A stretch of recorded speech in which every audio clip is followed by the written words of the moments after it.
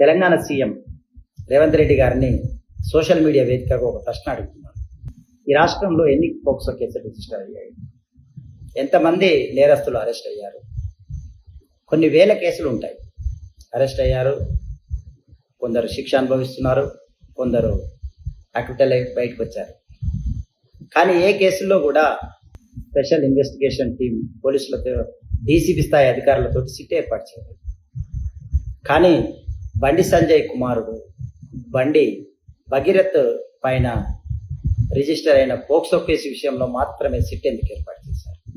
Case పైన వాళ్ళు హైకోర్టుకి వెళ్ళి యాంటిసిపేటెడ్ బెయిల్ తెచ్చుకోవడానికి సమయం ఇవ్వడానిక, లేదంటే ఇంకా సమయం నేరస్తులకు ఇంకా ఆలోచన చేసుకోవడానికి, వాళ్ళు తప్పించుకోవడానికి సమయం ఇచ్చినట్ట? మిగతా వాళ్ళ పైన కేసు రిజిస్టర్ అయితే 24 గంటల్లోనే, వీలైతే గంటల వ్యవధిలోనే అరెస్ట్ చేస్తారు, బెయిల్ కూడా రాదు.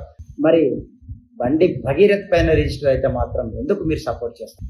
అయితే ఇక నుంచి రిజిస్టర్ అయ్యే ప్రతి పోక్సో కేసుకు సిట్ ఏర్పాటు చేస్తారా? కాబట్టి ఫ్రెండ్స్, రేవంత్ రెడ్డి గారిని సూటిగా అడగండి. కాంగ్రెస్ గవర్నమెంట్ రేవంత్ రెడ్డి గారు నిందితులకు సపోర్ట్గా ఉంటాడా?